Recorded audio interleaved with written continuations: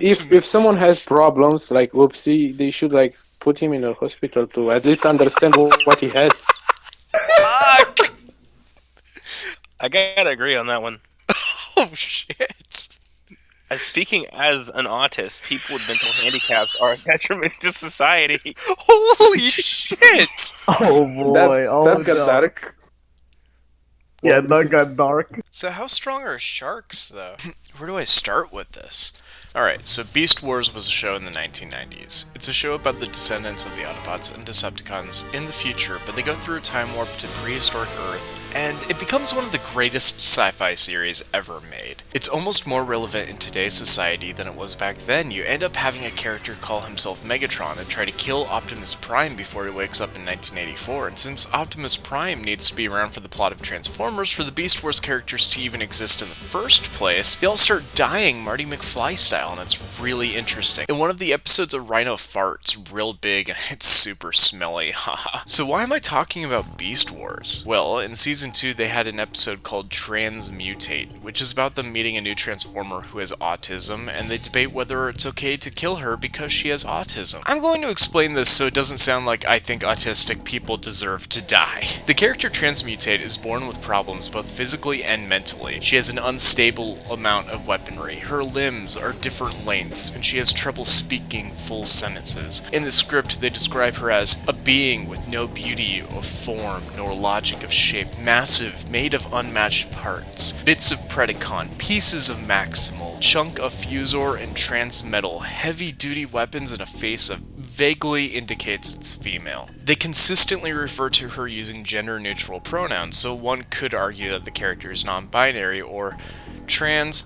Look, that's not the point. The point is the episode was a metaphor for eugenics. We're introduced to a new character that doesn't have the mental wherewithal to express her opinions and needs. She has difficulty moving on her own and yet still presents a danger to herself and those around her. Members of both armies, the good guys and the bad guys, are almost universally in favor of killing her for her own good, while each army has a single dissenting opinion. It's not a black or white topic of discussion, and it really deserves a conversation. This wasn't a show designed to sell plastic animals to children. So obviously, I'm going to use this as a jumping off point to talk about Care Bears. I'm sure there's a higher up at LDS Family just itching to copyright claim this video. If you haven't seen my other Care Bears videos, I would recommend you check them out. Normally I talk about how Care Bears are metaphors for angels, or how they think slavery is okay sometimes, but today we have a very self-contained subject matter, and I want to take it a little more seriously. Today we're looking at the moral implications of eugenics as presented in the 2007 movie Care Bears Oopsy Does It. Hey, so now we're venturing into a new era of Care Bears. In the previous videos we looked at the Nelvana and Deke Care Bears,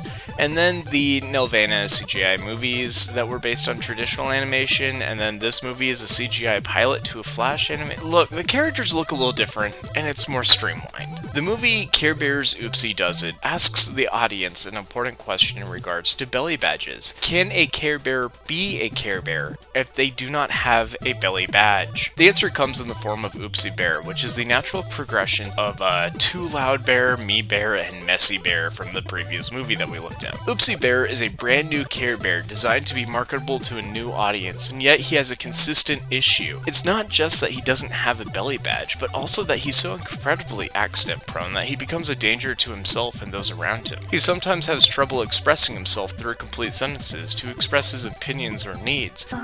Oopsie. And compared to the other Care Bears, he has trouble moving around on his own. This is even demonstrated near the beginning of the film, where Oopsy tries to help build the roller coaster for their theme park, but ends up stuck at the top of a slide. However, will he get down? How will he slide down? Oh. When Oopsy suggests helping with any task that requires a tool, the other bears kindly suggest that he try something a little less dangerous, but try to encourage him by saying the smaller menial task is very important. This becomes a running theme throughout the movie, and probably his life in general, and I think some of you know where I'm going with this. Julia does do some things a little differently. Oh, because of her autism? Oopsy Bear seems to be directly analogous to the autistic youth who, through no fault of their own, become a burden to those around them in ways they can't always realize. It is therefore the way Oopsy lives out his life, never being able to contribute in any meaningful way. And with all the other Care Bears constantly worrying about his safety while also keeping him from hurting everyone else. At what point do you stop and think that they would be better off without him?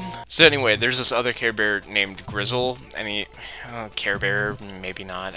He's in like this Iron Man suit, and he has a plan. Soon they won't be able to care about anything.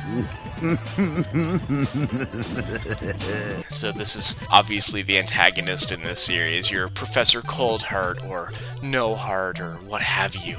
In this movie, Grizzle's plan is a pretty interesting contrast and very thematic to the film, having also been born without a belly badge, it being much smaller than the other bears. Grizzle is planning on building a device to steal the belly badges from the other Care Bears. Let me explain why this works with the metaphor I'm theory crafting. The other Care Bears rely so heavily on their belly badges being the source of all their powers and abilities. In this movie, we see Funshine summon the power of the sun to use as electricity, which, okay, that's not how solar power works, but whatever. We see Grumpy summon cloud cars, and we see Cheer Bear summon a rainbow that she can ride on, like for transportation, as well as using it to provide color to large objects. Look, we'll get to her later. The first arc of this movie shows, through the actions of the bears and their treatment of Oopsy, that they are reliant on these abilities and that he is essentially disabled and treated differently for his lack of abilities. Before I skip right along to the ending of the film and get to my thesis argument, I want to highlight a few interesting points of the movie. So the plot is they're opening up a big amusement park and the other Care Bears are in line, and we see Wish Bear but not Twinkers. What, is her friend not good enough to take to the amusement park? Is he a house slave? Amigo Bear features pretty heavily in this film. He speaks every language, especially English and Spanish, but despite this, he has trouble understanding the little robot thing when Oopsy can understand him immediately. Not really sure what the point of that is, but Oopsy Bear draws his belly badges on based on his mood, so he was probably meant to be the artistic bear instead of the autistic bear, but here's the big one. Grumpy Bear is voiced by Scott McNeil, who also does the voice for Rat Trap, Waspinator, and Silverbolt on Beast Wars, and Silverbolt was one of the characters who wanted Transmutate to live. And to top it all off, Scott McNeil is Australian! So it all comes full circle. God damn it. Okay, so back to the movie review. So Grizzle succeeds in his plan and starts taking the Care Bears' belly badges, thus creating the most powerful artifact in all of fiction. This single orb has like 20 to 30 incredibly overpowered abilities to command, including the power of the entire sun, the power to warp reality, the power to own slaves. Honestly, this orb is more powerful than the Infinity Gauntlet. How strong is Grizzle? He's like multiverse level strong, or he would be, but to be able to use the Care Bear powers, you need to be able to care? Makes sense, I guess. Okay, but here's the main thing. So Grizzle says without their belly badges, they aren't Care Bears anymore. This bums everyone out, and they're about to give up when Oopsy stands up and says, "Hey, I don't have a belly badge, and I'm still a Care Bear." Which is a loaded statement, like any of the now crippled masses are going to argue with the person they've been coddling all this time. Still though, it's an important message, and it's all the more powerful and poignant since it happened right after Grizzle shattered the orb and all of the belly badges are gone. The rest of the Care Bears are so inspired by Oopsy's speech that they hold hands and focus on one simple act. Caring? This is a matter of contention when it comes to Care Bears. Look, the act of caring itself isn't just the lack of apathy. It's more like having extra empathy for yourself and for those around you, to actually care about, like, people's lives beyond just your own. It's not just, oh, I don't care about the, like, what are we gonna get for dinner? Oh, I don't care. That's not what the... I'm really tired of people trying to claim that that's what caring is about. Anyway, it's through the feeling of community that something amazing happens. Good Lord, what is happening in there? Aurora Borealis? Aurora Borealis.